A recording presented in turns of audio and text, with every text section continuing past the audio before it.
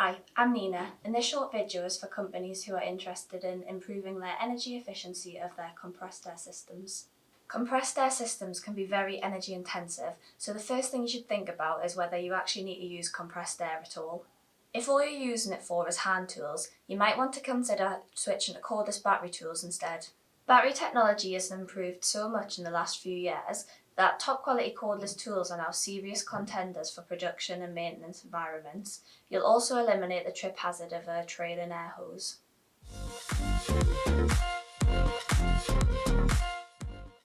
If there's no alternative to using compressed air, the most important thing you can do is make sure that there are no leaks in your system. If your pipework is leaking, your compressor will have to switch on more often to repressurize the receiver vessel, and it will waste a lot of energy. Big leaks can be fairly obvious, but smaller leaks can go undetected.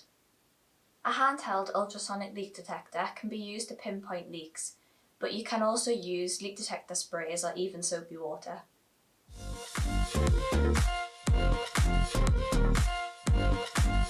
So here we've got a packaged industrial compressed air system with a built-in refrigerant dryer. You can check for leaks, which you should do routinely with this ultrasonic leak detector. So you just press the on button and go around the pipe connections, and this one's alright.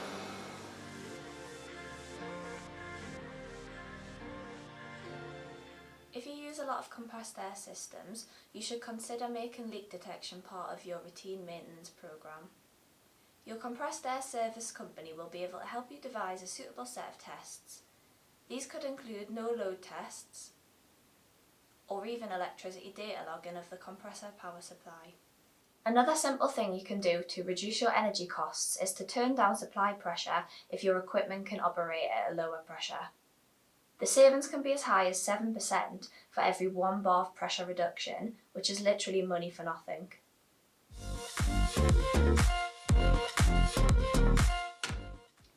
The next most important thing you can do to save money is to make sure your systems are properly maintained. Some businesses entrust this to a company specialising in compressed air systems, but you can easily implement your own routine checks to make sure there are no obvious problems. The main things to look out for are dirty or blocked air filters, damaged or slipping drive belts, incorrect oil levels, blocked oil/air separators. These usually have filter elements that need replacing every few months. You should also try to arrange your air compressor so that it draws air from the coolest location, as cool air takes less energy to compress.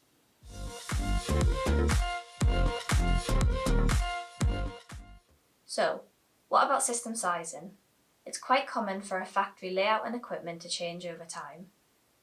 This can mean that your compressed air system could now be over or undersized. This can result in the compressor operating inefficiently and using more electricity. A compressed air services company will be able to temporarily install pressure and flow sensors and an electricity data logger to work out the average and peak airflows. They can use the information to work out if the compressor and receiver tank are correctly sized.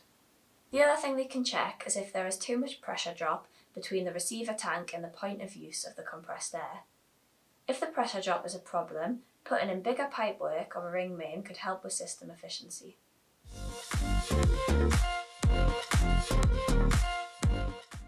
If you've done all the basics, you might wish to consider upgrading to a more energy efficient compressor. There are many different types, each with advantages and disadvantages, so it's best to get expert advice. The latest compressors use variable speed drive motors, which can be helpful if there's a lot of variation in the amount of air you consume. Some compressed air systems can be adapted so that the waste heat generated by the compressor can be recovered and used for process heating purposes or for hot water. You can see further details about this in our heat recovery video.